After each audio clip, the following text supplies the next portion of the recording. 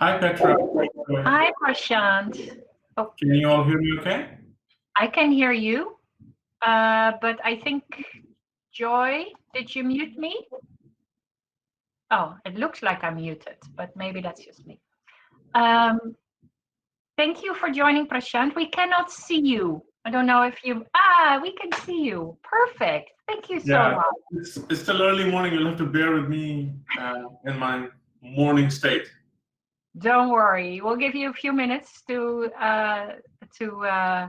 get settled. I'm very happy to move to discussing all the countries that are here. But before we do, I'm just going to ask Joy to explain a little bit about the kudos system for those participants who are online and new to it. Joy, do you want to show some of the slides and talk about this? Sure. So good morning. My name is Joy Geber-Medden, and good afternoon and good evening for those who join us from other time zones. Thank you for joining this knowledge and learning webinar. I'm going to do some housekeeping to help us navigate the system as smoothly as possible. So the first thing to set up the language, we have interpretation. So if you go to the left of your screen, I'll share my screen so that you can see what I'm doing. If you go to the left of your screen here, under Petra's picture, it is written floor. This is where you'll click and choose either English or French.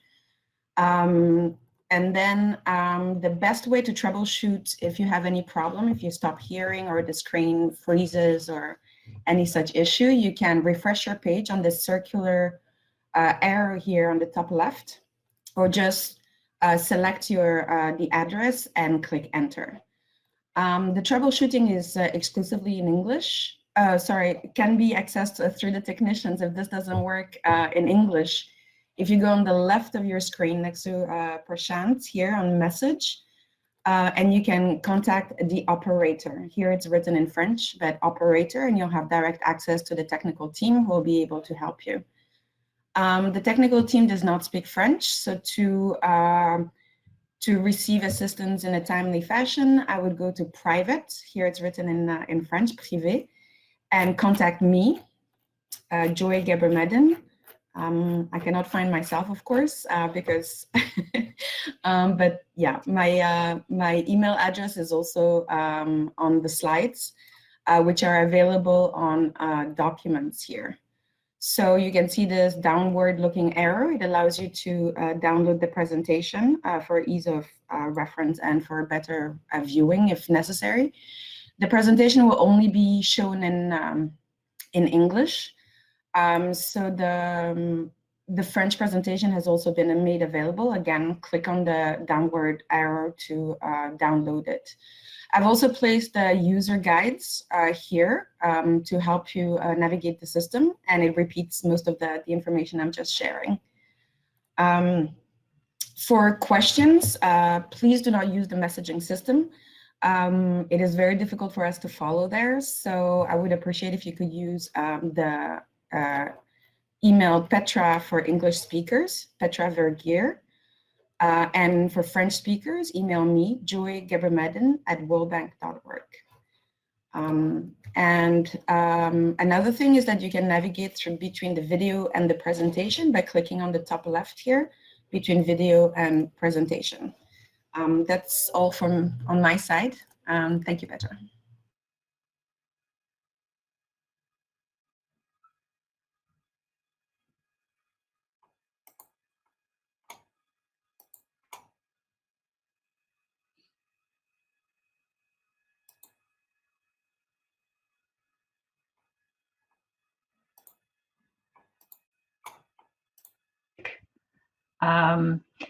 Because a lot of people had difficulties in the last webinar. A lot of people highlighted the importance of this challenge that many countries face.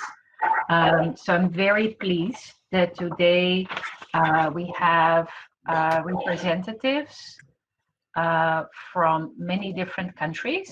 And normally we do an introduction of individual countries, participants, but that's always a little challenging when people sign in individually. So this time there are people here from Afghanistan. There may be people here from Cambodia. I know there are some colleagues from Indonesia connecting, Rwanda, Malawi, Nigeria, Myanmar, Sierra Leone, Bangladesh, possibly some people from Kenya, Mozambique, Uganda, Burkina Faso, Cameroon, Central African Republic, Ivory Coast, and Senegal. So thank you all very much for joining. And I know we particularly discussed that it would be important to ensure that people that are coming are really people that are very much also interested in this topic of supply chain. So I know in general, we always have country platform members, civil society, NGOs, Ministry of Health colleagues, sometimes Ministry of Finance colleagues, UN agencies, technical partners. But I am sure this time we have a lot of colleagues, particularly also focused on the supply chain, joining us, as well as major financiers, including, of course, the World Bank that has made a lot of financing available for the COVID-19 response, including to this topic that we're very happy Prashant will be speaking to. And Prashant is currently working to help us as an advisor to the health team for COVID-19 and both the World Bank HMP health unit as well as the GFF. And he is willing to share with us some thoughts about the challenges we face, but also what countries are or what organizations are doing and working together to try and address as much as we possibly can in this challenging environment, some of the challenges, and also give us, I think, some clear heads up of other things that maybe we're not even thinking about that may be affected by all this in the near future. So I'm very happy, Prashant Yadav, that you're able to make it to talk to us so early in the morning. Please, if I may ask you, the interpreters have asked that you speak very closely and loudly into the mic so that they can hear you clearly. I'm going to ask Joy or Adama to share the slides. And then please, Prashant, over to you. Thank you, Petra. And thanks all of you for making time and having this discussion about what can we do to manage medical supply chains better. Like Petra described, I think my role is twofold here. One is to share with you some work that the World Bank is doing, but I think more importantly, to give you an overview of how medical supply chains for critical medical supplies are operating. What are the points of tension at different levels in the supply chain? And some ideas for what could be done in getting better prepared, both in terms of sourcing, but also in terms of distributing critical supplies when they are in the country. So that's the intent. We can make this more of a conversation. The idea is that I present to you some basic facts or things that we know, and then we can get into details about each of those separately. Petra, do I run my slides or? I will run the slides for you. So if you're able to say next slide, that would be helpful. Okay, next slide, please. Yeah, so I think what I've found is that any conversation on medical supplies for the COVID-19 package need to be segmented into three broad buckets. Talking about them as a single group doesn't help us understand the specifics and the nuances in each of them. So the way to segment, which I have found useful, is PPE, So personal protective equipment, masks, gowns, isolation gear, other things. Higher end medical equipment, so oxygen therapy, ventilators, ultrasound, anesthesia machines, and auxiliary supplies related to that. And testing kits and testing equipment, diagnostics, that as a third category, and the dynamics affecting each of those categories are very different in the global market right now. So let's start with PPE, which is where some of the strongest supply side constraints have come in. Some of this is information that you all know or read in media and other reports that are reaching you. But what we know is that since the start of COVID-19, demand, the short-term demand, and by short-term we're defining it as the 90-day required delivery window demand, has grown up by a factor of more than 20. In addition to a growth in demand, January, February had a significant shortfall in lower supply because production in China, where about 60 to 70% of PPE is manufactured, was lower in the months of January, late January to early March. So in addition to a 20 times increase in short-term demand, there's also a decrease in supply.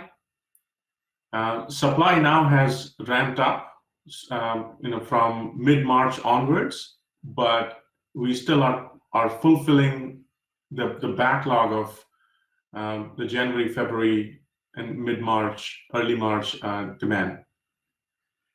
As a result of this mismatch, many new intermediaries have come into the market who are acting as an intermediary between manufacturers and purchasers. And either the intermediaries or in some cases the direct manufacturers have raised the price of PPE, especially for N95 masks, but also for surgical masks, hospital gowns, face shields, many other types of PPE. The reason I mentioned N95 masks is that that's where the price increase that has been noted is the highest, even for large volume orders. Then we hear a lot about increasing capacity and how quickly can manufacturers scale up and start making 3 times more production, 5 times more production.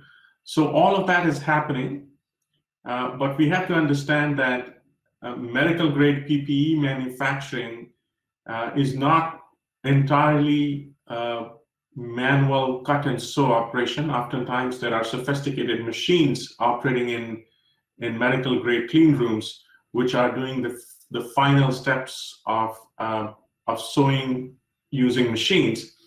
And as a result, increasing production takes time. So it's unlikely that faster production by current manufacturers can meet this extremely high demand. We also hear that many apparel and clothing companies and textile companies are repurposing their production lines. We have to acknowledge that it's not always easy and it's not always quick to repurpose someone who's making routine garments and other kinds of textiles to start making medical grade PPE. It takes time and it requires capital investment. So those efforts are welcome, but once again, they are going to take some time before we start seeing supplies coming out of those repurposed lines. So in essence, I think the market for PPE at this time is operating at a level which is extremely low availability as compared to the increased demand. Supplies that are now becoming available based on the increased production, both in China, other places in the world, and because of increased scale up of production capacity by large existing manufacturers. It is requiring very quick transport, and I'll get to transport in a minute, and that's where our current efforts are focused. Next slide, please.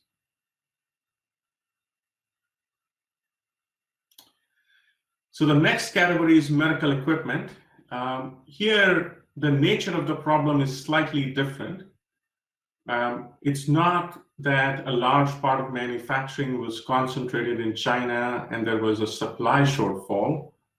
Supply has been working in its normal way throughout. It's just that demand went up, and demand is a combination of two things. One is in the EU countries, in US, and in some other places, there is an actual acute need for medical equipment. So that demand is current needs. And then there is a preparedness demand in other countries where currently the infection scenarios are not as aggressive, but the projected infection scenarios require us to have medical equipment for preparedness. So it's a combination of these two demands, acute needs now and preparedness needs for other countries. And the ability of medical equipment manufacturers to increase production is even more challenging than for PPE, especially for sophisticated medical equipment. We also hear that many discrete part manufacturing companies across the world, so in US, EU, Asia, East Africa, South Africa, discrete part manufacturing companies are repurposing their production lines. But again, there are many parts of this which are highly uncertain. So the reason I'm mentioning this is that we have colleagues who've said, why is it so hard to procure some of this equipment when we see one of the local companies in our region has already repurposed its production, and that's what you hear in the media. So just want to clarify that there are multiple uncertainties both on the timelines and medical grade approval for these repurposed production lines. Given how critical some of the medical equipment supplies are, it may be the best option may require global coordination and procurement facilitation, as individual buyers going out in the market and trying to purchase medical equipment at this time may not guarantee or help secure supplies, especially not from reputed manufacturers. Next slide, please. The third category is testing and lab supplies. So here again, the demand and supply scenarios look very different depending upon the type of testing. So, for high throughput centralized PCR, I think I wouldn't say there is enough capacity, but there is relatively more capacity. Then there is the point of care, the faster tests, still using PCR machines where capacity is lower currently because there are fewer manufacturers with less capacity available. And the last category is a series of rapid diagnostic tests, including antibody rapid diagnostics, where it's unclear what is the global capacity, and it also is not currently recommended by the WHO, and also there are questions about how to assess quality. So there are uncertainties around this, and the nature of whether it is high demand and low supply, or is it low supply and moderate demand, vary depending upon which of these you're looking at. The WHO and some other partners have been working on creating these price volume supply negotiations with manufacturers of, especially the manufacturers of PCR-based diagnostics. Some more information will become available regarding those soon. This may allow countries to secure high-quality testing supplies. But the details are still to be known. Next slide, please.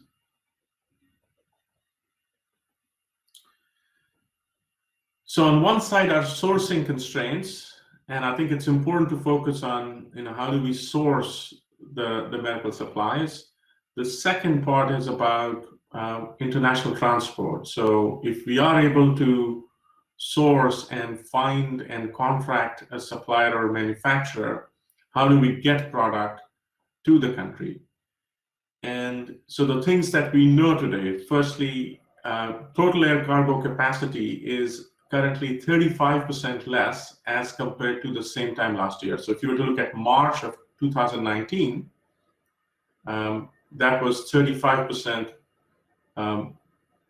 higher.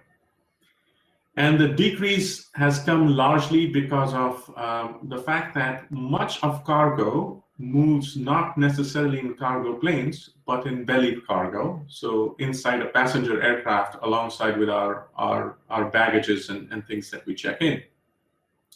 But because so many passenger flights have been canceled, belly cargo has become a less viable option. And as a result, overall cargo capacity has come down.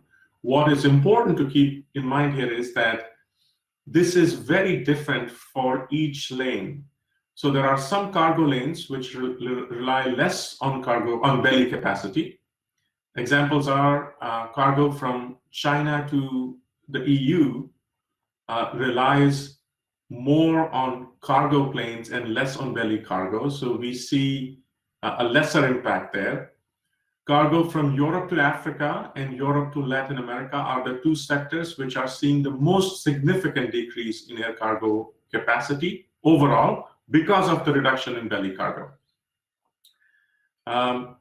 So to make up for the lack of belly cargo, additional freighter capacity is being put in place. But a large part of that additional freighter capacity currently is focused on China outbound, which means it is bringing things out of China. And there is not as much of that freighter capacity that has been put in place for other trade lanes, which have suffered significant decreases in cargo capacity. We do see some passenger airlines across the world who are compensating by creating these what we call as cargo-only passenger, by just removing the seating and allowing cargo to go on the plane in addition to belly cargo. So Ethiopian Airlines is doing it. Many other airlines are doing it. But again, the size at which the cargo capacity has decreased and what these compensatory efforts can match is still a disconnect. So the key thing to keep in mind is that sourcing supplies is not going to guarantee that those supplies get to the country in time. It's important to keep in mind how would international transport be managed. And here again, facilitated procurement can perhaps manage this better, primarily because the ability to look at multiple transport options, cargo lanes, discussions with supplier, can you ship it using transport capacity that you can contract?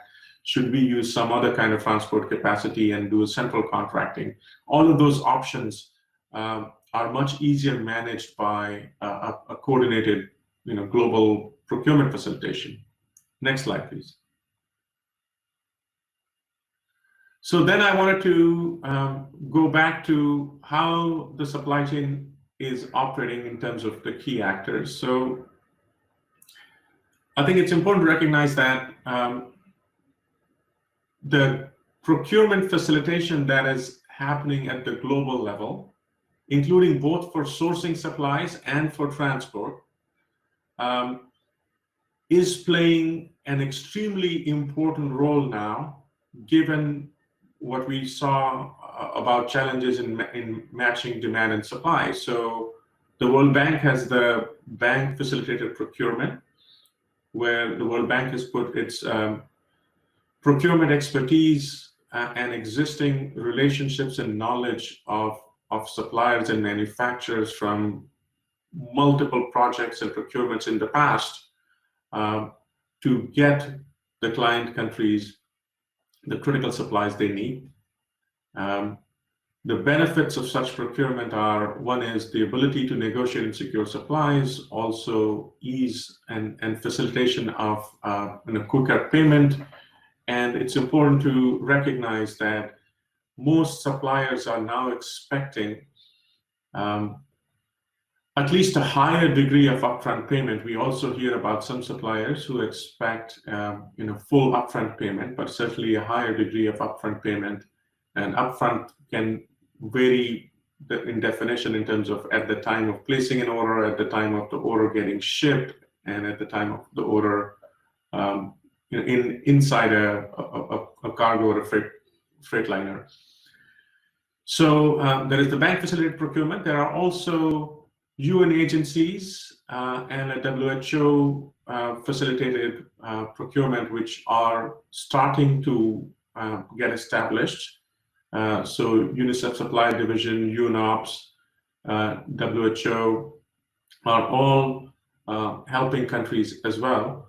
So I think for a country, what becomes important is to figure out the source of financing and what procurement facilitation model can get them supplies the quickest.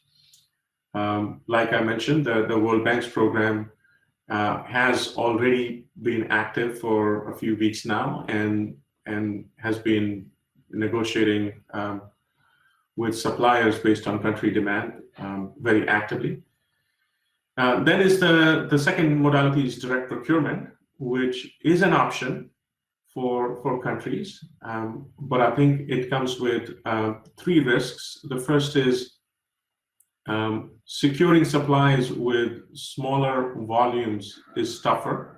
Second, payment terms are more difficult to manage.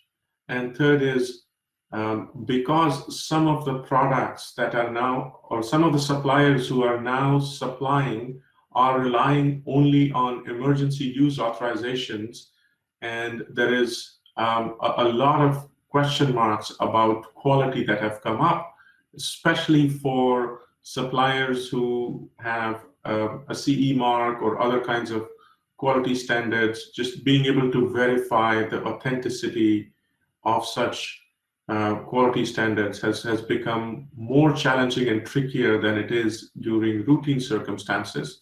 So if a country team is looking at direct procurement, they have to be very cognizant of these additional risks involved. And also we hear about countries using national provisions for the best way to describe it is to do cargo confiscation, which is another risk which is unique in these times that we've not seen before. So that's on procurement facilitation. And on the top side of this schematic, you see that we are seeing a market in which in some instances the manufacturers are selling to the country for direct procurement or to the facilitated procurement, but there are also intermediary suppliers, especially when supply becomes very constrained. The intermediary suppliers try to aggregate supplies from multiple manufacturers, each of whom might have some limited volume, but not enough to meet a country or a region's aggregate demand. So the suppliers are in the business of aggregating supplies from multiple manufacturers, doing quality vetting and so on. So don't always think of non-manufacturing suppliers to be the intermediaries in the market who are in there to make a quick buck. Sometimes they are providing a very valuable service of aggregating from a fragmented market. Then is the idea of how to manage global logistics and freight forwarding. So one is that the procurement facilitator can arrange something either through their direct contract with private logistics and global freight forwarders, or they can ask the supplier to get transport organized. And then the UN system has mandated the World Food Program as the lead logistics agency for the UN system. And what they are organizing is an inbound consolidation and an outbound shipping model, where in China they are creating in Shanghai a sourcing hub. So any manufacturer whom product is sourced from can get the product to the sourcing hub. From the sourcing hub, they are creating multiple inbound logistics hubs, which will be in 5 locations across the world. And in between these hubs, they will run specially chartered freight lines.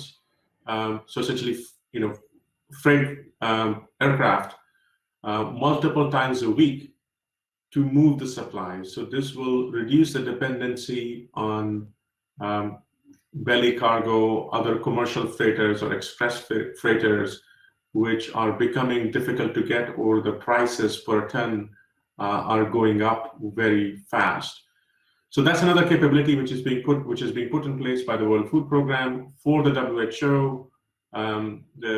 The DG announced yesterday or the day before that they will be the lead agency for global transport. For bank facilitated transport, there are many options of logistics and freight forwarding, which the World Bank has worked on, including with the World Food Program. So if interested, the bank procurement team can provide details on what are the arrangements for logistics and freight forwarding.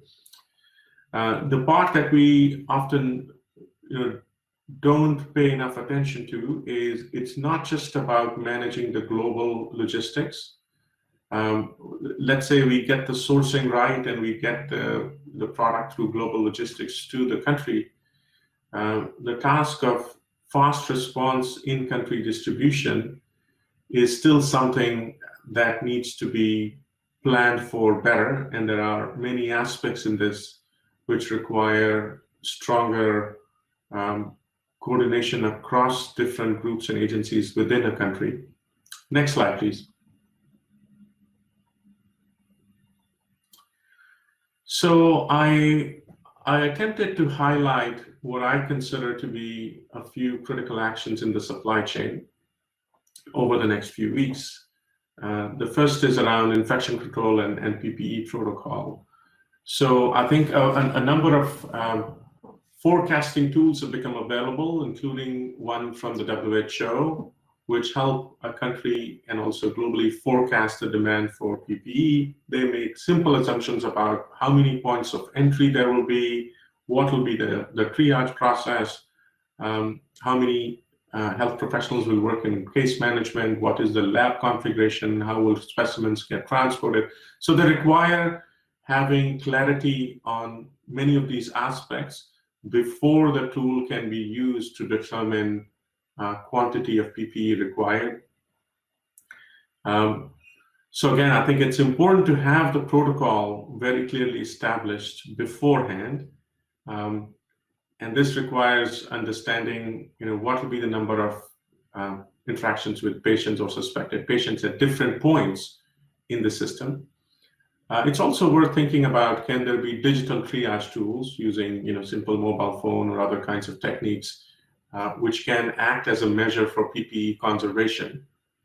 And the last thing about this is that while our hope is that the requested and the required quantity of PPE becomes available to all countries in a short period of time, it will be prudent to have a supply conservation plan in place so that if the supplies are not available in time in the sufficient quantity, we don't then start the planning process of how will we now change the PPE use protocol to conserve PPE. It's useful to say, let's plan for 3 scenarios. Scenario 1, we get the entire requested supply from the market on time. Scenario 2, we get a smaller portion, and scenario 3, we get an even lesser portion, and have the plans ready so that whichever of those scenarios plays out, the planning has been done about the use protocol and the conservation efforts. The second thing is about how to assess the demand for health facility infrastructure and medical equipment. So I think this is, to me, a very important area where important work can be done by country colleagues. So one is that it needs to start by understanding what is the current installed base of equipment, right? How many ICU beds are there? How many other kinds of critical care beds exist? What is the current nature of equipment? And this also applies to lab capacity and understanding what is the current base of PCR machines, what type, from which manufacturer, and so on. So I think those exercises have started in many countries. But I still think it is useful to re-emphasize and reiterate the value of understanding what is currently installed. Then I think is doing some analyses to say what will be the overall or system level critical care capacity, because we see lots of requests for single equipment type, ventilator, oxygen therapy of different types, but it's sometimes unclear whether a system-wide lens has been used to understand, by installing this additional equipment, how does the overall capacity of the system to provide critical care go up, which should look at staff capacity, other auxiliary inputs, and so on.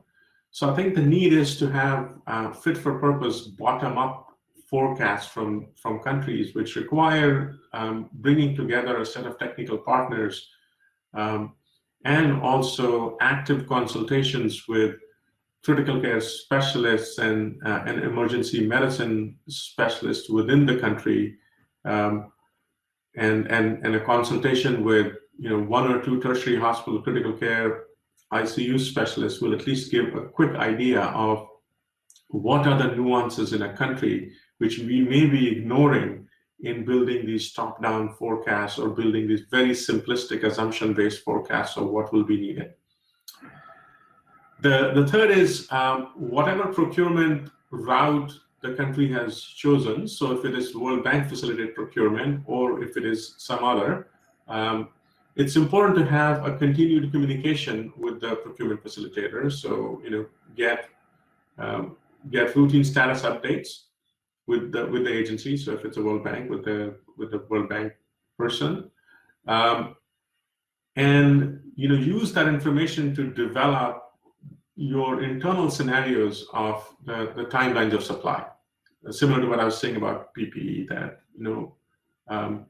there is uncertainty around when supplies will become available, how quickly they'll be transported. Everybody's trying their best. So, but at least having scenarios of, scenario one, everything gets in time. Scenario two, things are delayed. How will we work?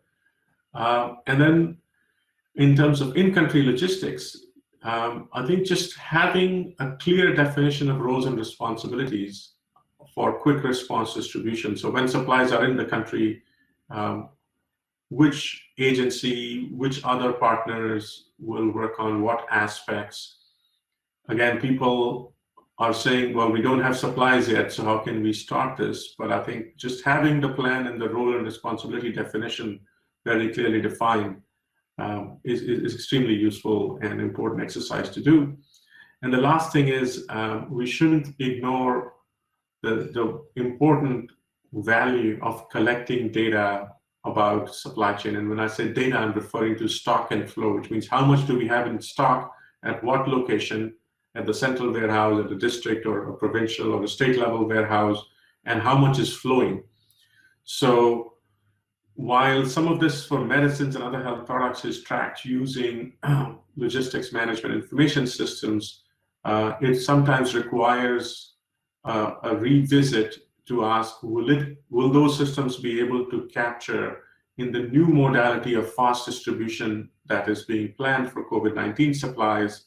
If not, how else can we capture it, even if it means keeping very simple records and synchronizing them later, but all of that needs to be done.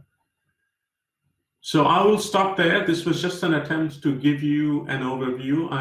I'm here to answer questions to the best of my ability and knowledge, or if not, connect you with other colleagues, both within the World Bank or outside in other agencies, as the request might be. Thank you.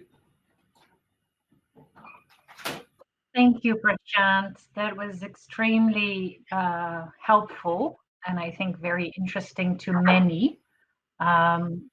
There's one area that I wonder if you can speak to for a minute as well before I'll ask Monique also to come to the floor.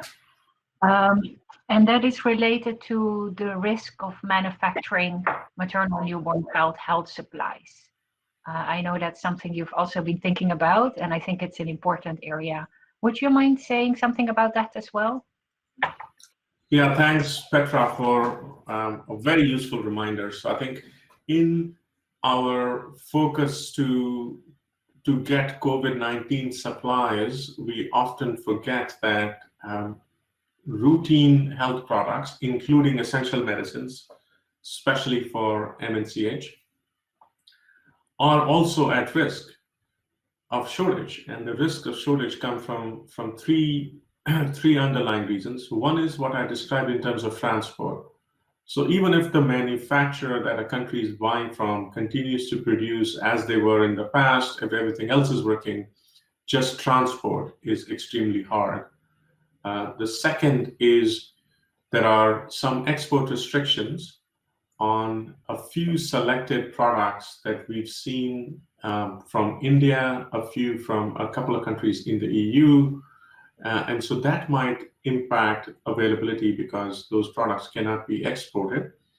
And the third is in some countries who have gone on a lockdown, even though medicines and health products are considered to be essential manufacturing sectors, so they are exempt from the lockdowns, in conversations with manufacturers of pharmaceuticals, we realize that they are finding it hard to get all of their staff who have to use public transport or other means of transport to come to their factories. So as a result, instead of running 3 shifts, some of them are running a single shift of production. And secondly, some of their raw material supplies, which also require local trucking and transport to function effectively, aren't working. So that's the third reason. So the 3 reasons, once again, in summary, we have international transport, which is causing challenges for some RMNCAH medicines. Second, export restrictions and export controls. And the third, lower manufacturing capacity because of lockdowns in some countries that don't enable transport. So I think what we've started looking at is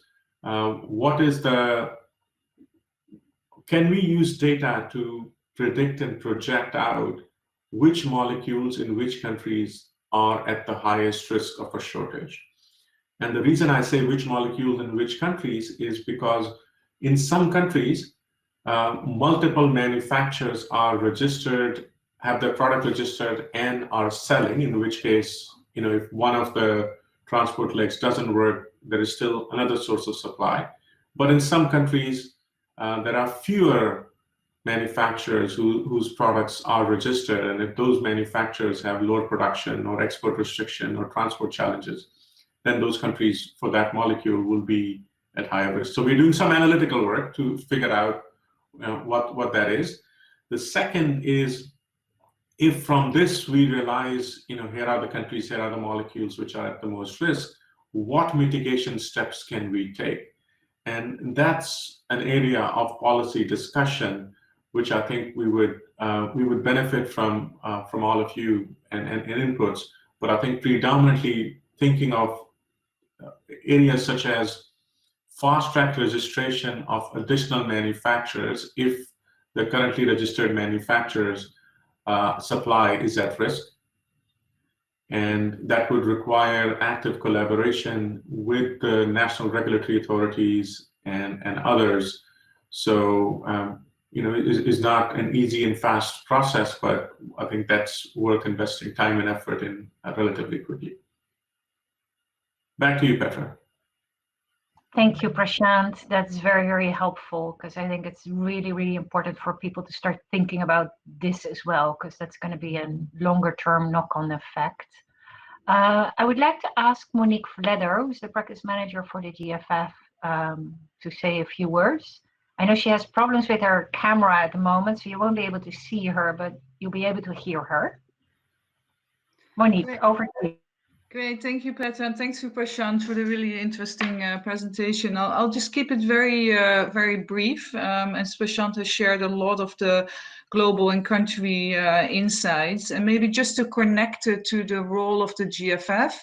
And the support that we in collaboration with the bank can provide on country level. And I think what's really important in such a complex supply chain that Prashant has explained is that this forecasting happens in a really coordinated way on country level. And I would really encourage each of the GFF supported countries to work with the liaison officers as well as the World Bank team leaders and other partners like WHO in a coordinated way to get the forecasting really precise.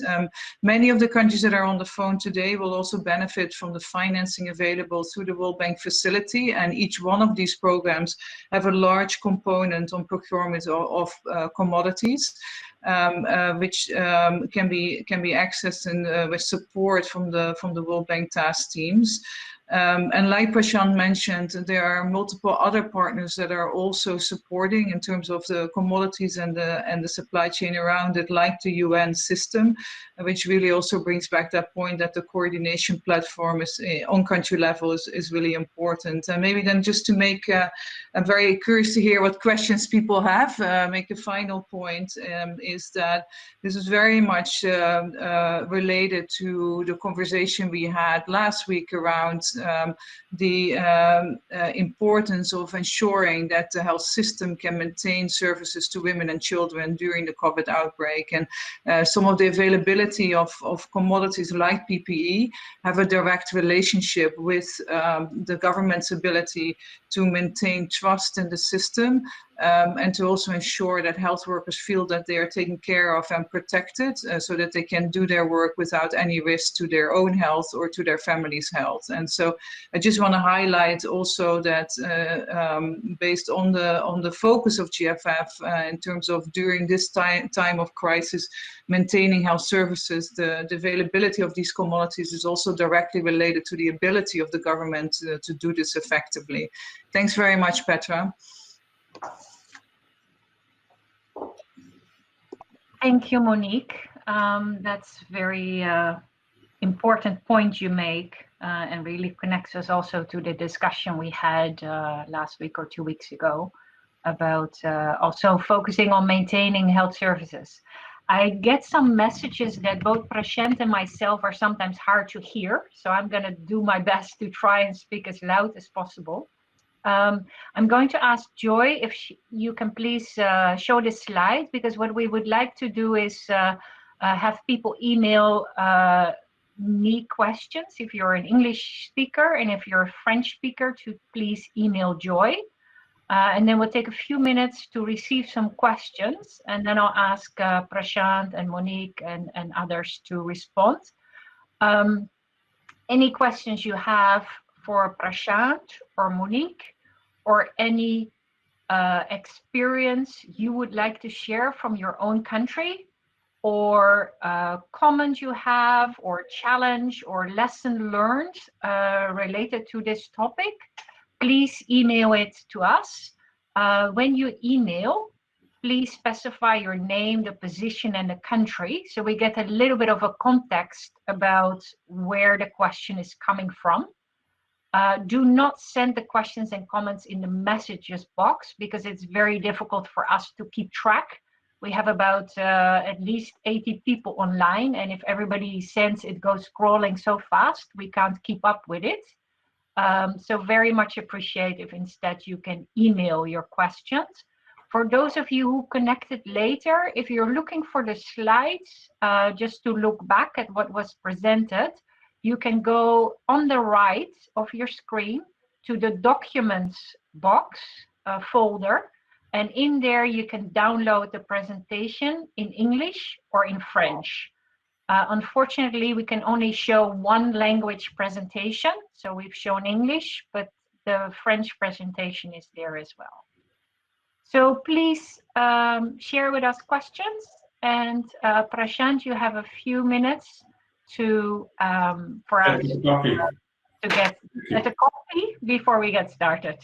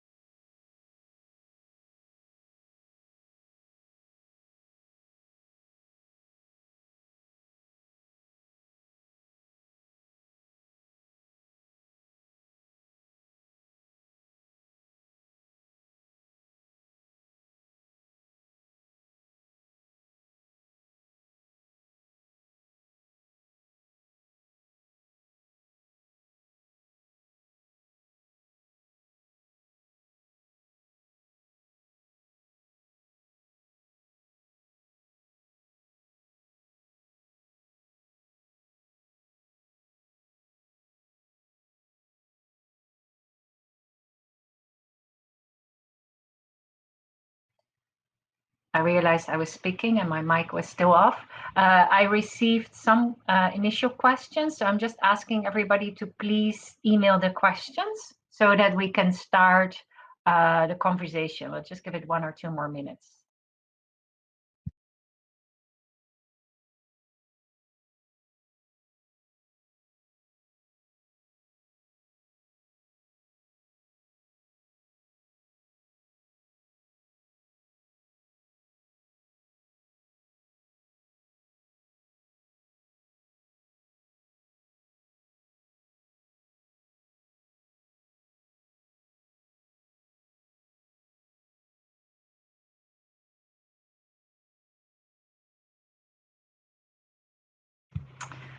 Okay, Prashant, I'm going to get us started because I know questions will keep pouring in and then we'll run out of time.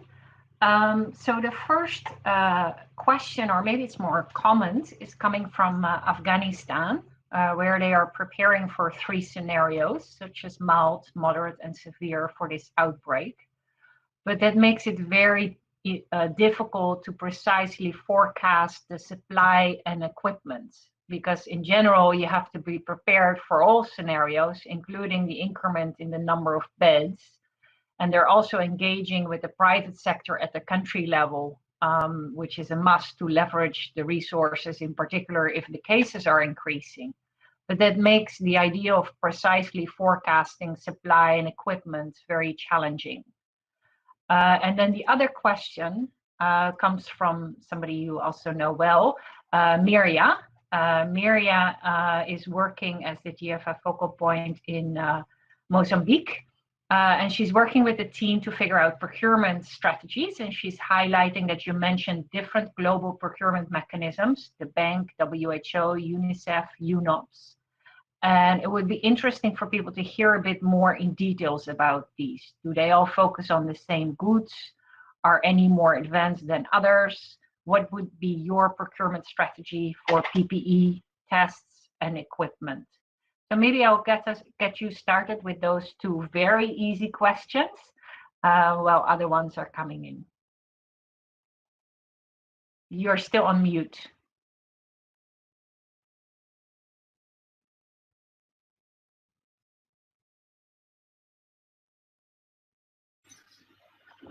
Okay, I think I could not change it. So to the question from the colleague in Afghanistan, I think the intent is not as much that we can be precise about a forecast for a given outbreak scenario. And like you rightly point out, I mean, there is going to be uncertainty about the severity of the outbreak in any given country. I think what is important is that whichever scenario you are basing the forecast off, it takes into account all things that are needed to raise the level of the system capacity to the next level, right? So for, let's say, a severe needs scenario, if you need X amount of equipment A, and it doesn't have other auxiliary things, whether it is intensivist staff or respiratory care technicians, having a clearer plan for all of that going into the forecast is what I was hinting at when I was saying it should be bottom-up, fit for purpose.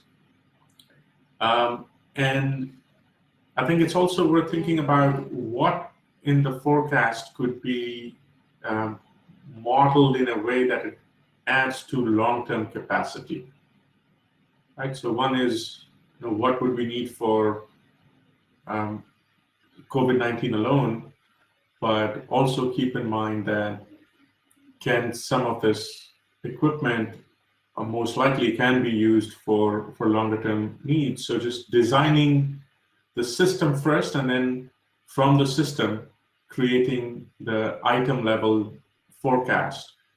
Is what I was referring to. But your question is valid, that none of us knows which of the scenarios to forecast for. So we'll never get precise on numbers which are based on uncertainty in infection and uncertainty in case of disease transmission.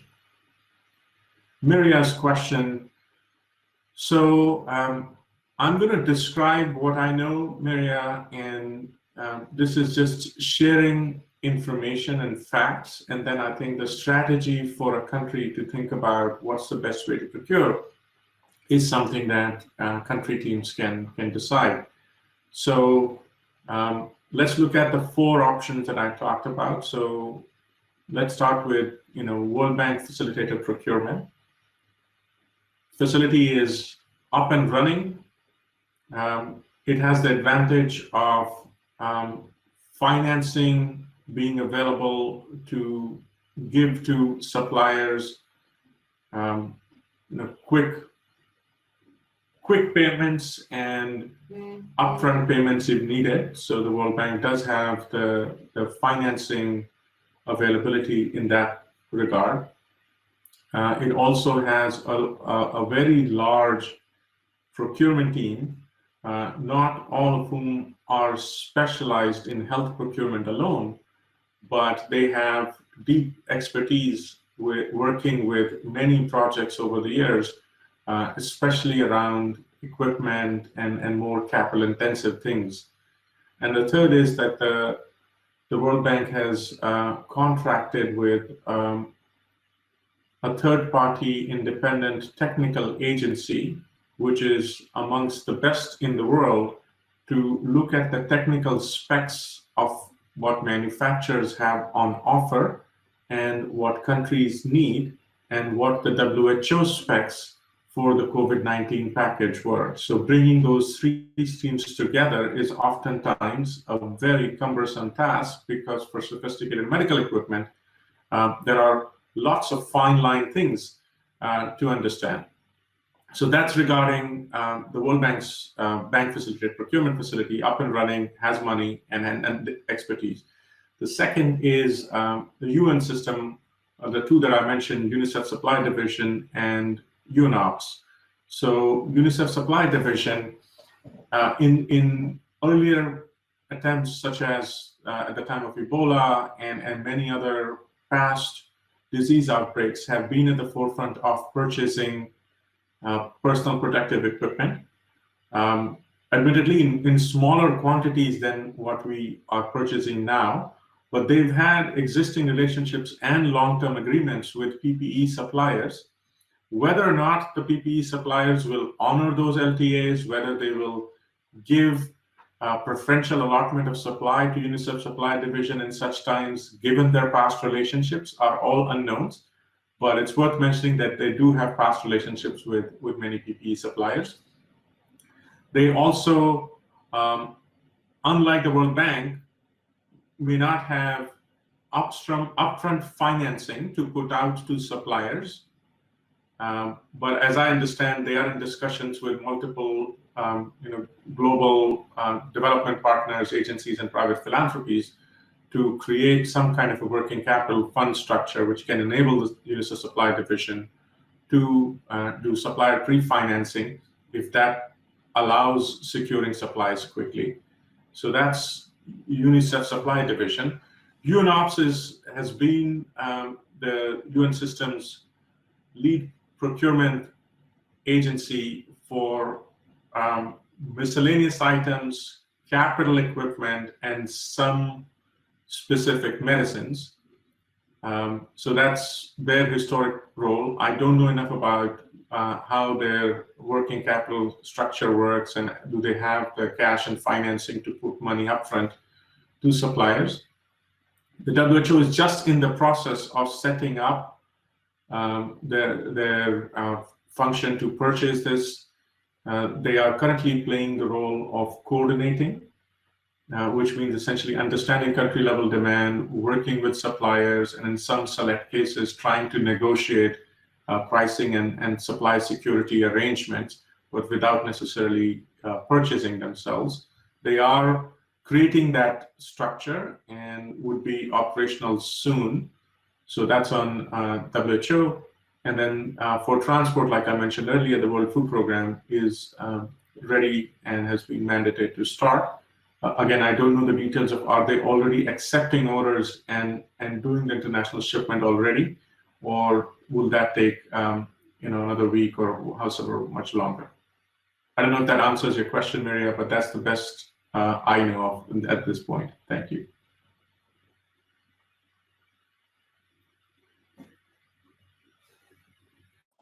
Thank you, Prashant.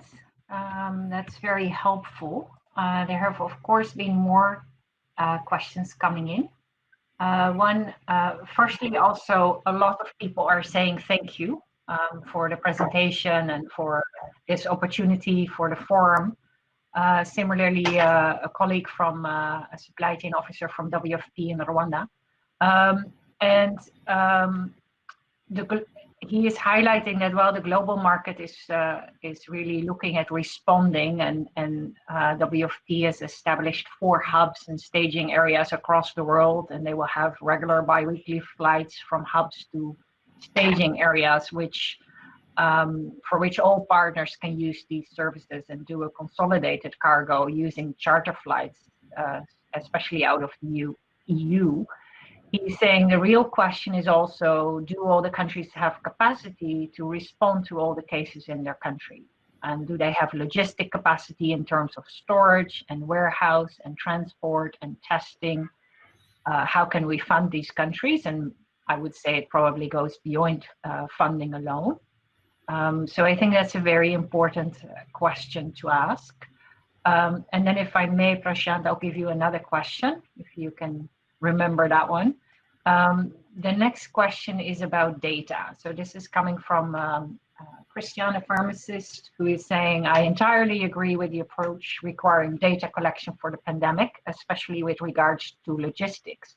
However, given the novelty of this crisis for many countries and the variety of data that can emerge, are there any key harmonized indicators that can be used, or any key harmonized frameworks? The goal would be to have a consolidated global synthesis of logistics management during this pandemic. It would be helpful if you could shed your view and light on these questions. Thanks, Petra. So to the question from the colleague at the World Food Programme, so I think, so first of all, thank you for setting up this arrangement of transport. I think it'll be much needed, and I think both global partners and country partners will utilize that, or at least in my opinion, they would. On the question of in-country, I think, like Petra said, I think it's, in my opinion, it's not as much about financing in-country distribution. I think it's more about better planning for in-country distribution, right? Because we do have a range of partners in each country which work closely with the government on distributing routine supplies, like essential medicines, RMNCAH products, even larger bulk capital equipment which comes in. So it's and because there is an established architecture, it can very well be used to distribute supplies that are needed for COVID-19. It will require a faster response than what the usual modality of distributing is. But the key thing will be to have a plan in place, and like I said earlier, to have clear division of roles and responsibilities between different agencies within the government and also other technical partners on the ground. And if there is a working group on medicine supply or health product supply, I'm hoping they are getting together to create such plans, and if not, I think that's the need of the hour. And then the second question on harmonized logistics indicators and data. So I think there hasn't been anything coming from a globally coordinated set of logistics indicators, because the focus has been on securing supplies and allocating them to countries, and the assumption has been that, similar to routine distribution of health products, the same data systems and the same logistics indicators of what is in stock, how much was shipped, what is the service level availability would be used. But I think what you raise is an important point, which I will go back and check with the WHO Supply Chain Interagency Coordination Council, which has been set up for COVID-19, and ask if there is a recommendation on a set of in-country logistics indicators that have been developed. And if yes, I will ask them to send it to Petra, who can then share it with you. And if they haven't developed it, I will remind them that this is an active area to work on. Thank you. Thank you, Prashant. We definitely will be able to share whatever resources will be useful. So we can definitely do that. There is a question around the forecasting. There's a question whether you can provide a framework or tool that country can use in forecasting their needs. I heard you mention that there is a WHO tool, so I don't know if it's that, or maybe you can elaborate a little bit further, and maybe if needed, we can also share some information after the session. And then there's also a question from Burkina Faso. Thank you for discussing the constraints. Is it nevertheless possible to have clear deadline for deliveries? For example, for an order of 1 million masks, 100,000 PPEs, and 500,000 tests, what can countries expect? And I know that's not an easy question, but I think it's important we talk about it so that everybody knows. Yeah, so firstly on forecasting tools, so there is a WHO forecasting tool which is public, and I think, Petra, it might be useful to share it just in case some colleagues on this have not received it or don't have a copy of it. There are also other very specific forecasting tools, such as for oxygen, that have come from UNICEF and UNICEF Supply Division and from PAP. So I will try to consolidate as many of them as we have seen and share it, with the caveat that these are forecasting tools which were developed by different agencies for primarily with the purpose of understanding what will be the aggregate global need. So they may not be the best tools to do a very precise country input-based forecast. In some instances they might be, in others they may not be. My key recommendation is, tools aside, what is most important and critical is to do this bottom-up and use all of the health facility specific information that we can get. And that may get us a forecast which may actually be more robust and precise. But nevertheless, we'll get all the tools collated and send it. And then on lead times and delivery windows. So I think in bank facilitated procurement, but also the procurement that other groups are doing, one of the critical questions that we ask suppliers is, please quote us what will be the delivery time for the requested quantities. And as you can imagine, the delivery times are one, much longer, and two, are dynamic. Because if a supplier is selling to multiple purchasers, they are, let's say, quoting, I'm just taking an example here, 30 days after confirmed purchase order placement, and 30 days for putting it on the freighter, so 30 days not for arrival at the destination country. So if in the meanwhile other orders come in, then they would have to go back and inform all of the purchasers of any changes that they are encountering because of additional orders coming in. So it's a little bit dynamic, but I think your ask is valid and salient, that for smaller quantities of PPE, masks, and other equipment, we should be in a position to say, here is the committed lead time. Whether it will be 15 days or 45 days is to be determined, but at least we should be able to give a more firm idea. And I think depending upon which procurement modality Burkina Faso is using, the relevant agencies should be made that ask, and I'm sure they will try to get you a reasonably good delivery window, especially for the quantities that you described, with the caveat that PPE is hard to get even in small quantities right now. So please, you'll have to be patient with the constraints in the global market. I don't know if that answers Burkina's question, but unfortunately, I don't have any better way to give you precision on the delivery lead times.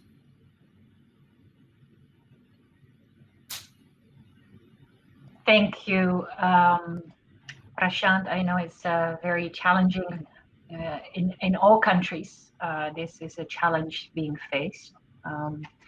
I'm going to ask Monique, who has come back online, a question from Nigeria, from the Ministry of Health in Nigeria.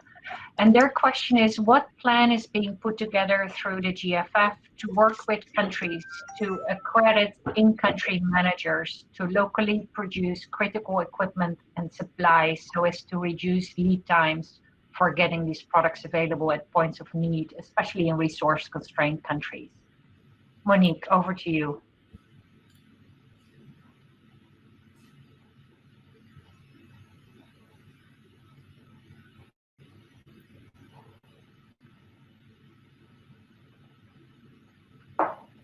Did you hear me? Yes, we can hear you now.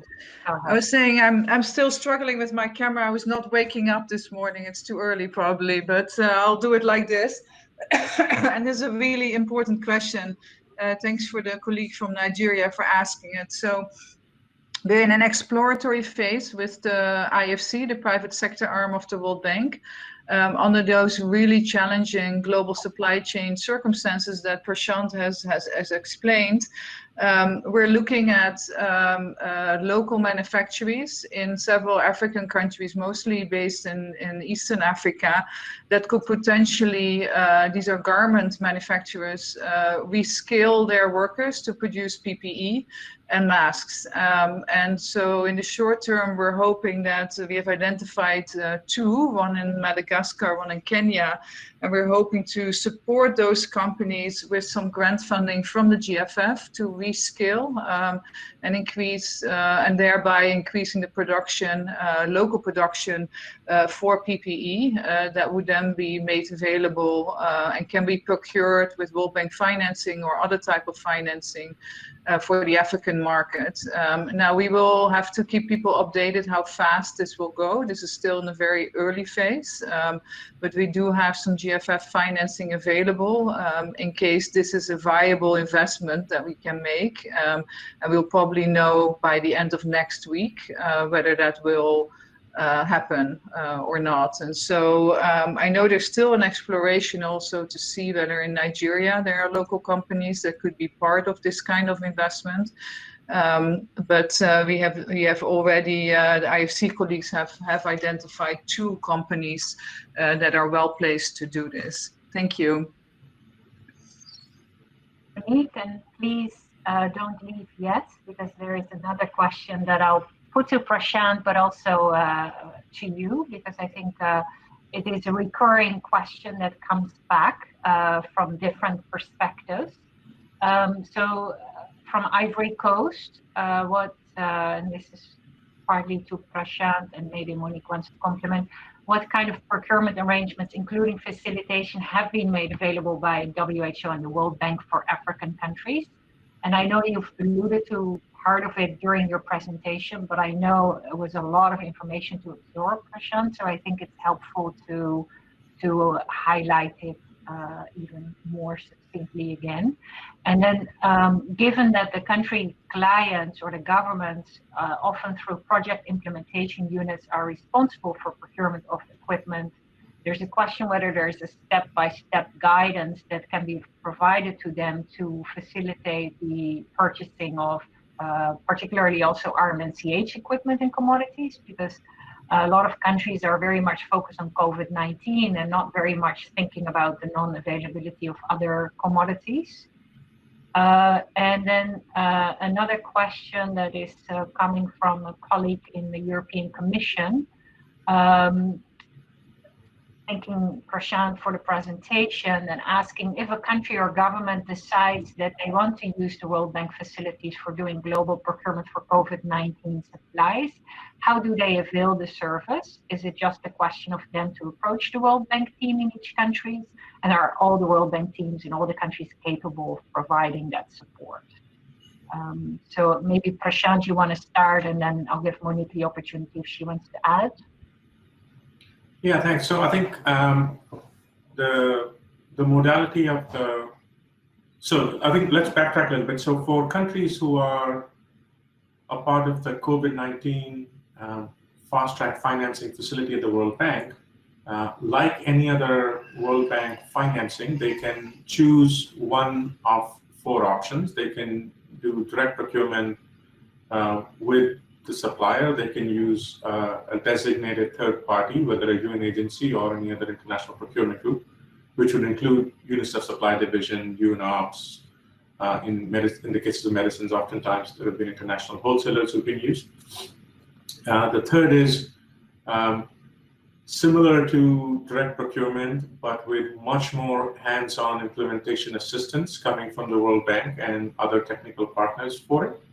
And then the fourth is bank facilitated procurement, in which the country asks the World Bank procurement team to bring suppliers and negotiate on their behalf. The final decision to sign the contract still rests with the country. So those are the 4 modalities in the World Bank COVID-19 facility.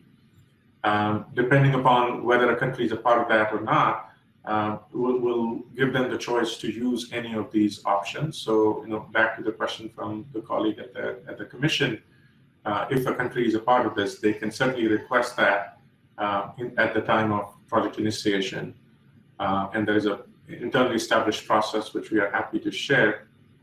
Then I think the earlier question from Ivory Coast about World Bank versus WHO and other agencies. So World Bank I described, I think the WHO is currently acting as a coordinating mechanism, which means it's trying to bring in all the information about country demand in one place, and then trying to communicate that to suppliers.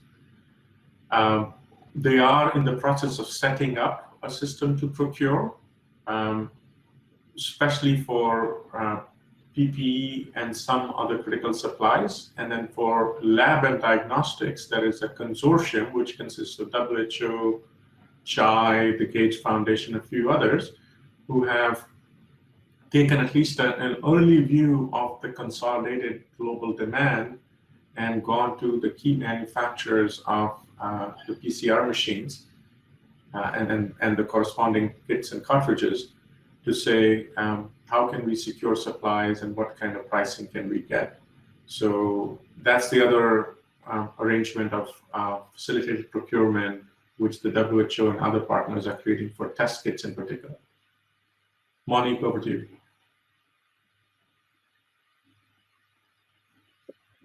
Prashant, I think that was such a good answer. I'm not really sure what to add to that. It was very, very comprehensive. You're on mute, Petra. Sorry. Anything specific you want to add on the role of the GFF, and particularly, I think, the RMNCAH question that was asked?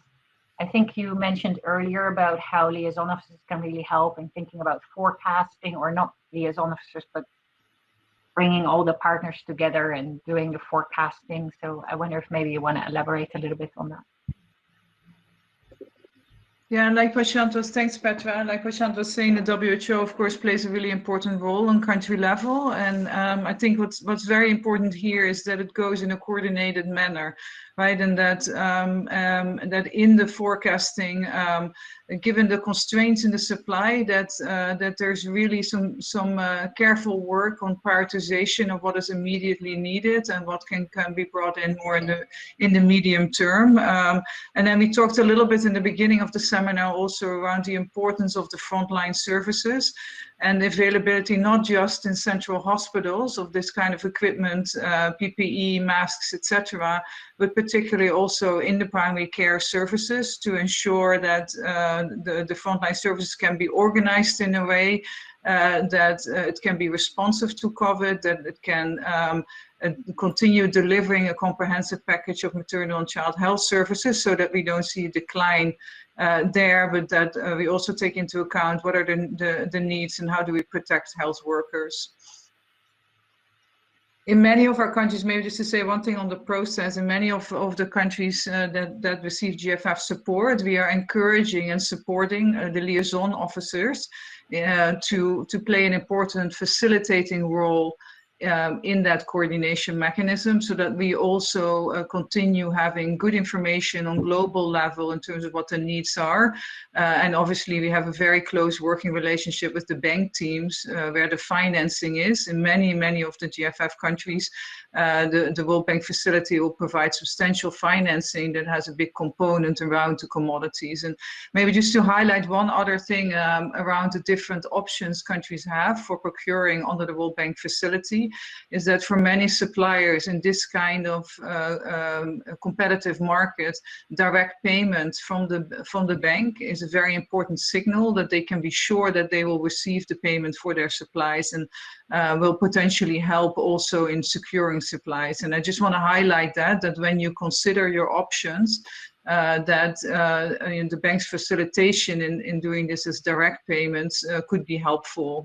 We're also looking into an option for GFF to provide guarantees to these payments, but if it can be done through direct payments from the bank, it will also give the trust and the confidence of the supplier that they will receive their payments for the supply. Thanks.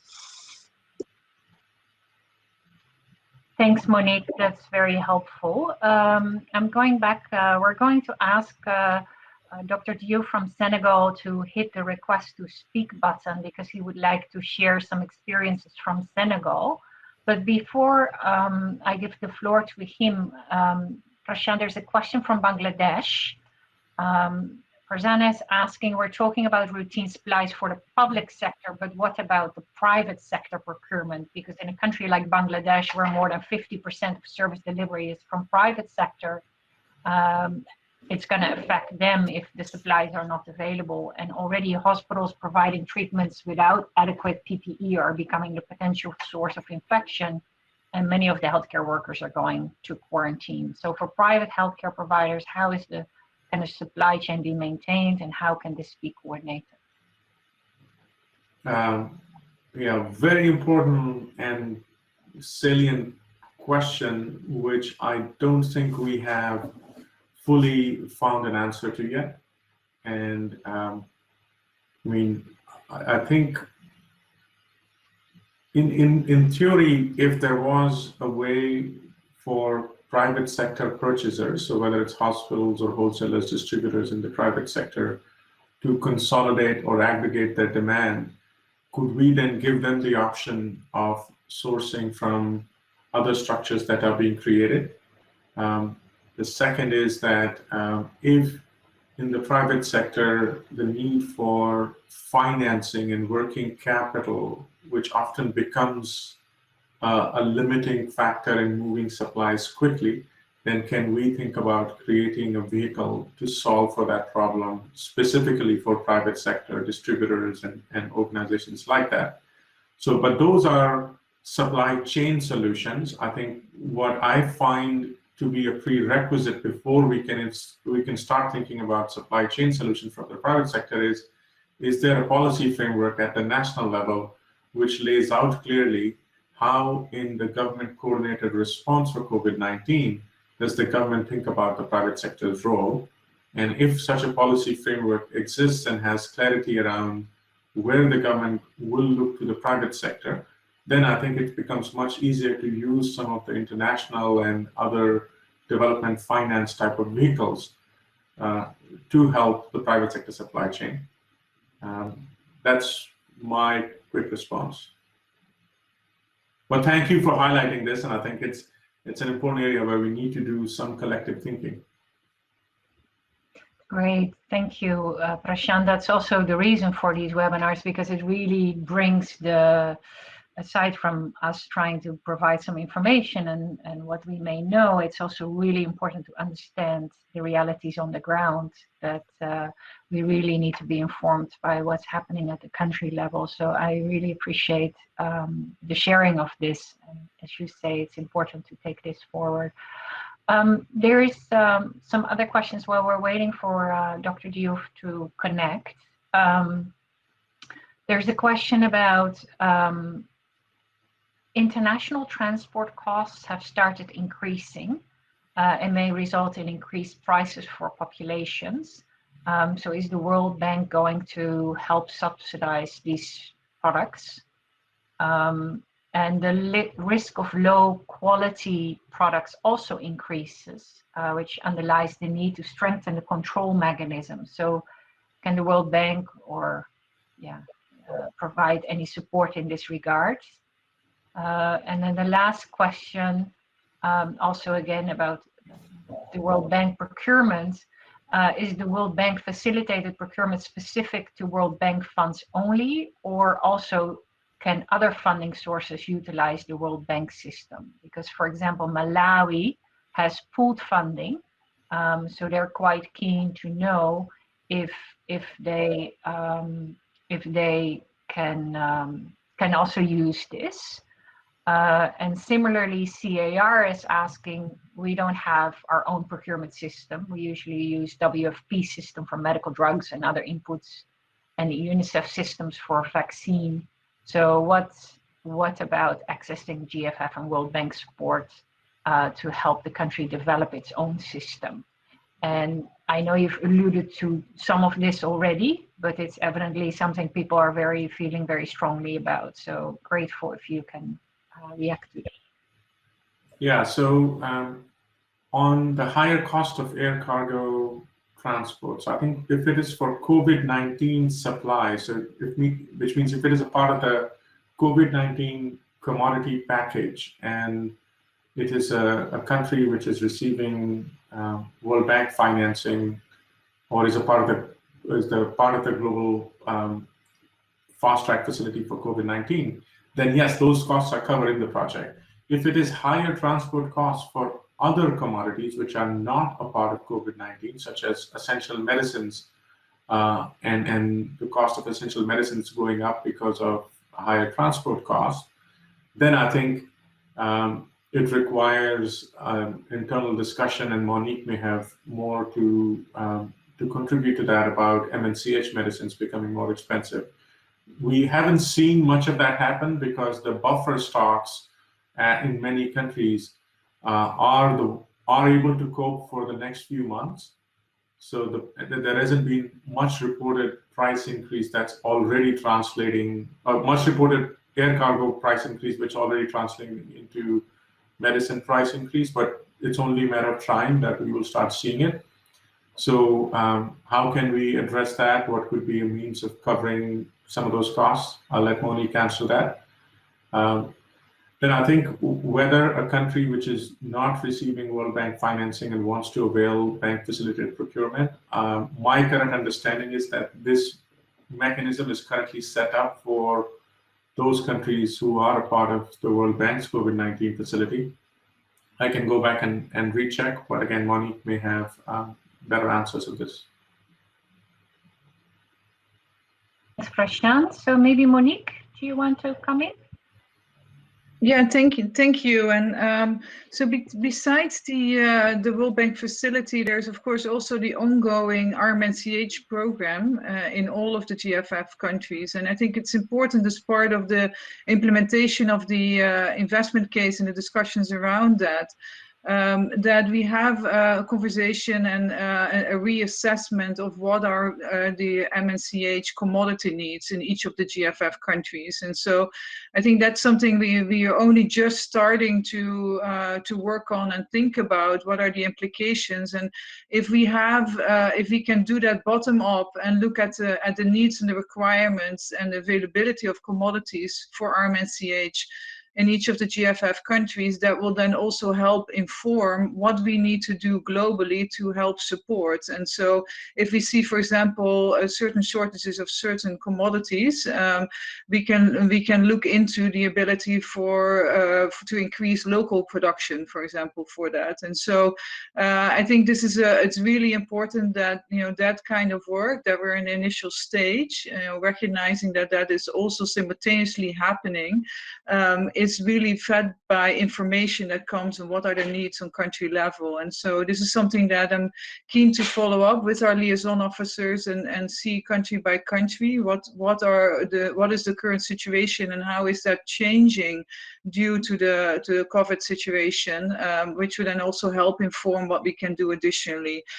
We also are receiving some additional funding from the partners to the GFF, recognizing that this kind of outbreak has a very large risk for also the ability of governments to continue providing maternal and child health services, including the supplies that are necessary for that. And so we're obviously very interested to hear from countries and to assess jointly how we can best support. Thank you. Monique, and I think one important point that I was discussing with Brendan the other day is also to not only think about forecasting for RMNCH needs, but also think about how the needs are going to change. Because it's unlikely that in the time of COVID-19, everybody's going to come for the same services in the same way. So, you know, people may be more inclined, for example, to move towards use of short-term contraceptive, which has less contact risk than, for example, having IUDs brought in. So thinking through what the changing landscape also is going to be for RMNCH is probably also very critical. So I think that's something we can pay some more attention to too. Yeah, and thanks for raising the family planning, Petra, because that's so important. I mean, in previous outbreaks, there's a lot of experience seeing a decline in use of contraceptives, and so that's partly around commodities, but partly also around being creative in terms of the service delivery, because if people no longer visit their local health facilities, there are other ways to think about how you can access contraceptives. And I think we need to be creative and push the boundaries a bit under these kind of circumstances to ensure that there's a continuous availability if women want to use contraceptives, that they have access and that it's affordable. Thanks. Thanks, Monique. Very important point. So I'm glad you reiterated that. There is a question. I don't know if we have managed to get Dr. Diouf to work out yet how to be able to speak, because Dr. Diouf, if you can hear me, you need to push the request to speak mode at the right bottom side of your screen, so we can add you as a speaker, as this system does not allow everybody to speak at the same time. So it'd be very helpful to do that. While we're waiting for that, I'm going to ask Prashant another question. They're all challenging questions. So the question is from the country focal point of Afghanistan civil society organizations. And the question is around the quantification of supply for COVID-19, but particularly around the testing. Since the morbidity of coronavirus is different from one country to another, how can countries quantify the amount of supply for testing and controlling of coronavirus? I don't know if that's also something that the WHO tool works on, but thinking particularly about the different population structures and all those type of things. Do you have any thoughts on that? Yeah, again, extremely important question. I think the bigger need is, what is the testing strategy the forecast can follow? And when I say testing strategy, I imply what types of tests, what will be the access or testing points, and what will be the means of specimen transport that will be used. Because in trying to forecast testing needs, it requires forecasting the testing kits, swabs, viral transport media, many other consumables. So it depends upon all of those things. And like you rightly pointed out, the testing strategy for a country depends upon the observed prevalence and many other epidemiological parameters. So once the testing strategy is in place, I think we can then use either the WHO forecasting model to give us some idea of how many test kits are needed and how many viral transport media and other things are needed. So I don't know, once again, if the testing strategy is in place, and if yes, we are happy to look at what would be a good way to forecast that, either directly for Afghanistan or at least provide you the tools that exist globally.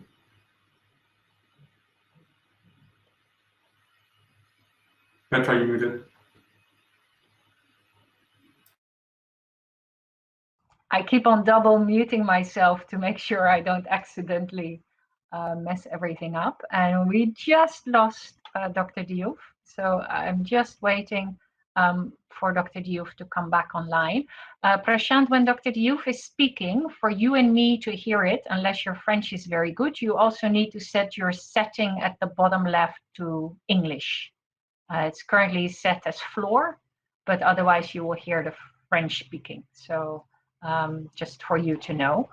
So in the meantime, I'm going to come to you with another question. And this question is from Billy Humane. I'm not sure which country he's from, but clearly somewhere in Africa. He's asking, can masks be made of cloth be used to compensate for the lack of medical degree masks, because the former can be produced in Africa? Are you able to reflect on that?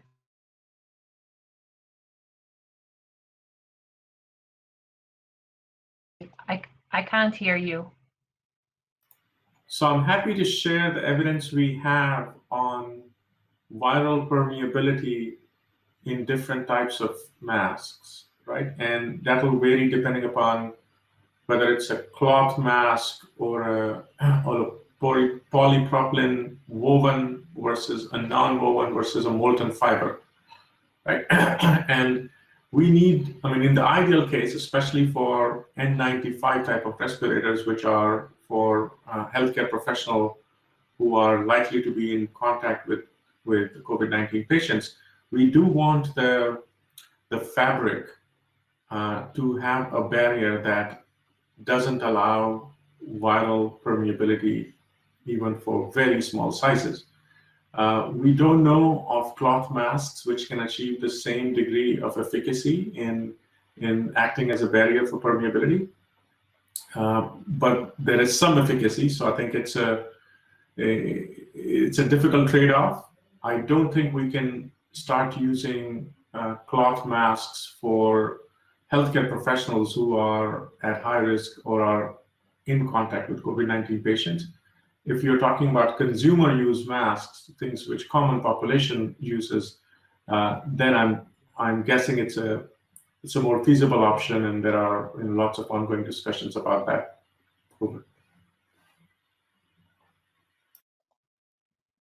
Thank you, Prashant. I know this is really on a lot of countries' minds, and we also discussed it 2 weeks ago in a webinar with Liberia and Miki Chopra, whereby they were also discussing this session, and also still saying that if there is no other option, it's still better to protect in some way than nothing at all, but not to think that those masks would protect you in the same way as a proper mask would. So, Dr. Diouf, I'm very glad to see you on the floor. If you're speaking in French, please make sure you put your language to French, so you can hear you can hear the interpreters if we have any further questions for you. I'm very happy that you're willing to share some experience from Senegal. So I will give the floor to you, and we would like to hear how Senegal is intervening. Allô? Allô, oui, bonjour. Hello, good morning. So, thank you very much to allow me to be involved regarding the COVID-19. In Senegal, there were many efforts made for the supply chain. There is a plan that has been put in place, an emergency plan that was conceived and also made with all of the different parties to actually manage the situation. And I think that in terms of the supply chain, we have a plan and to answer the emergency. In order to do so, we have respected the supply chain, but we have a health system, and the health system has to be able to be accessible to all. In Senegal, we wanted to make sure that all of the medication and other care was accessible to the population, and also have a rational use of medication. Right now, it's a pandemic. There is the regional pharmacy for the supply, and it's also different medical region, districts, and also different facilities. So the system was already in place. It's been increased, it's been bettered because of the emergency of the COVID-19. So the national pharmacy, the regional pharmacies, as well as the district pharmacies existed, but because of the emergency, we have also support from partners, and that also shows a better coordinated response. And we have to work within that particular system so that everybody access all of these equipment in time that allows to take care of the patients. So we need to have a coordinated response. So what do?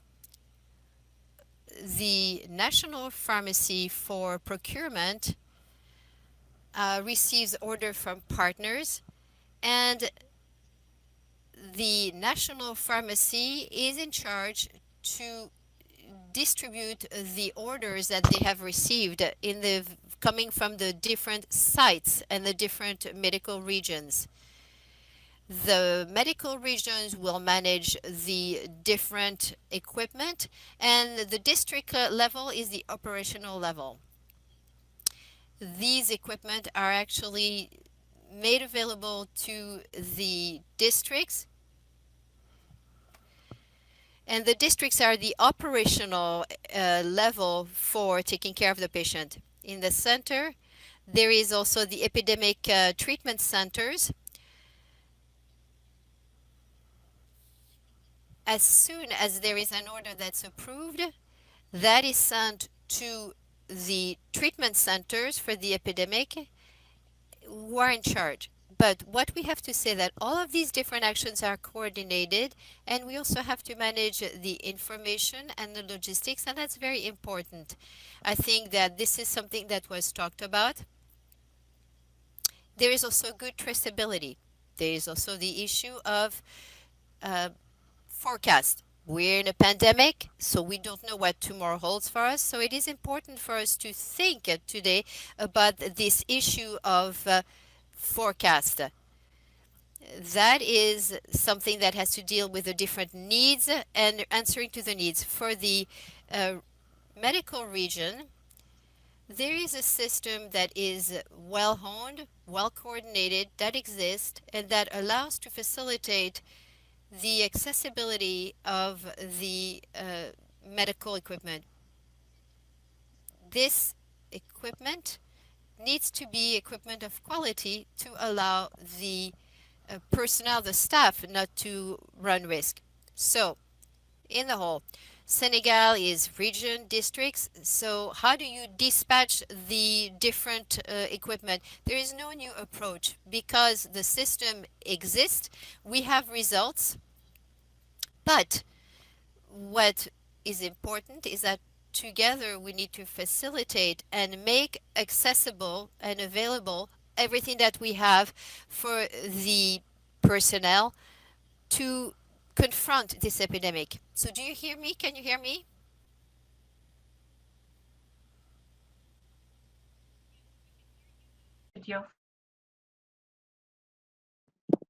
Allô?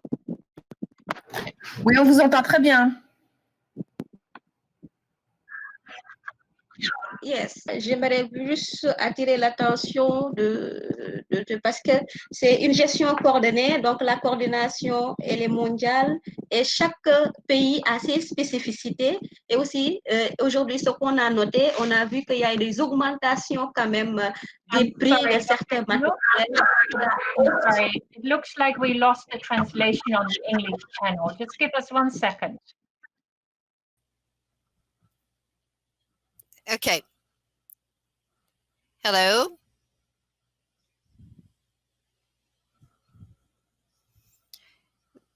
The interpretation is back.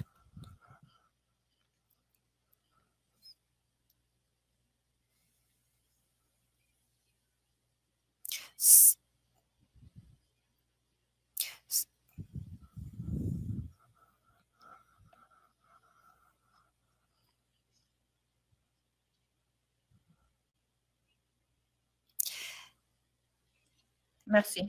OK, merci beaucoup.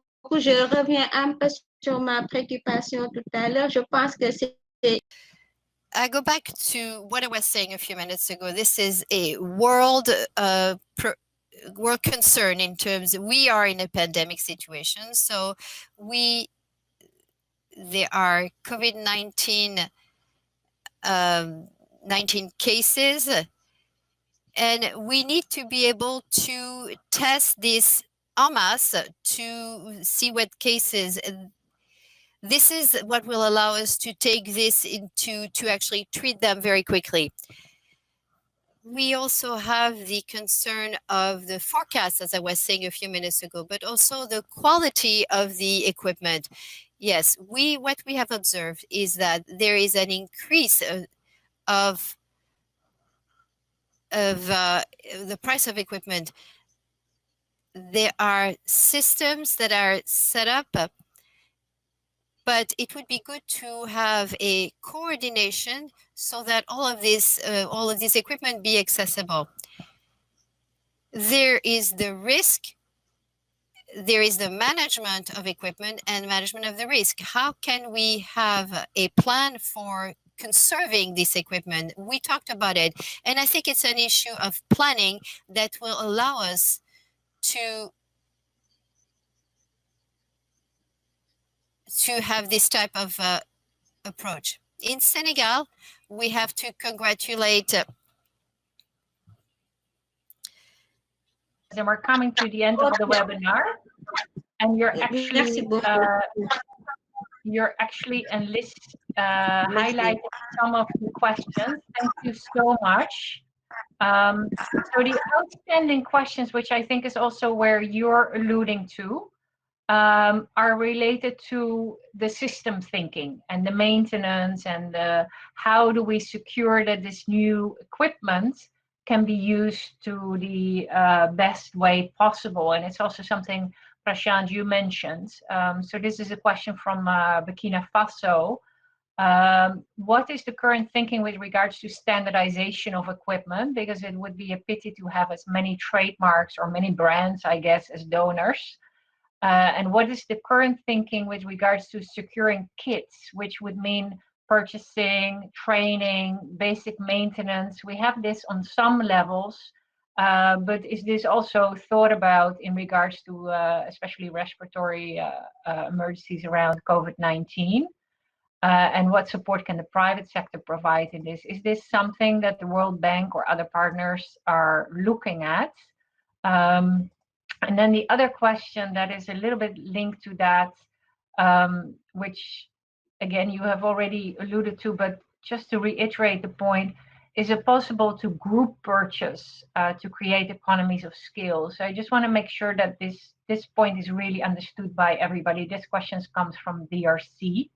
And those are the last two questions I have, which very much complement what Dr. Diaf was saying. And thank you again for sharing the Senegal experience. Prashant, back to you. So Petra, thanks. So before getting into the questions, I want to firstly thank Dr. Diaf, but also encourage that, you know, if we have details like what she shared for Senegal, for other countries, then I think it makes, well, two things happen. It makes our job of even the global planning somewhat better. And second, it enables some kind of best practice sharing on, you know, country supply chain preparedness plans and how they will be rolled out. You know, in some cases we see opportunities to improve. In some cases we learn a lot, etc. So that's just a background. Standardized packages. So I think for World Bank procurement, the country decides whether they are buying equipment or they are buying equipment with some bundled services. That's a part of the discussion that the country team has to determine what goes into the project. And then the supply negotiation is based on what is asked. So if it is sophisticated equipment and there is need for bundled services, whether it's maintenance or other kinds of services around that equipment, then yes, that could be a part of the project package. Then I think, can we have pre-configured kits? I think depends upon the kind of equipment, right? So if it is more sophisticated medical equipment, then we do want to, in a way, acknowledge and build off of what is the installed base and what is the current configuration of equipment in a country. And there may even be some benefits where a supplier may have better maintenance technicians in a country, and as a result, the country may say, we want to buy the equipment from this supplier because they have a strong maintenance presence in our region. Or there could be other characteristics like that. So in that sense, a pre-configured equipment kit may not necessarily work best for sophisticated equipment. It can work for lower end equipment. So for PPE and other things, yes, you know, it is in a way a kit. So if you look at the WHO COVID-19 package on PPE, it does lay out things in a way that they can be thought of as a kit. But at the same time, we are operating in a very expedited, you know, purchasing, sourcing, distribution mode, so that the chance of truly kitting something which comes from multiple manufacturers doesn't exist. It'll still come, you know, gowns will come from perhaps one manufacturer, and N95 masks may come from another manufacturer, and so on. So the opportunity to do pre-configured may be weaker. Then is the question of, can we standardize the specs? So I think there we are seeing some standardization of specs already happening for equipment. The challenge is we are including in EU and to some extent in the US, becoming a little bit more dynamic about the kind of equipment we can use for oxygen therapy and ventilation, and the WHO's health technologies team is also evaluating some new evidence that comes out. So as a result, there are moments when we do have to say, you know, a very rigorous fixed spec may not work to our benefit to secure the right kind of supplies that we need. So there's that fine balancing between standardizing versus keeping two additional things in mind. One is, what is countries' installed capacity? And second, what is the supply market able to deliver to us? So that matching means that we may not have just one very standardized pre-configured set. We may vary and create little variants of that.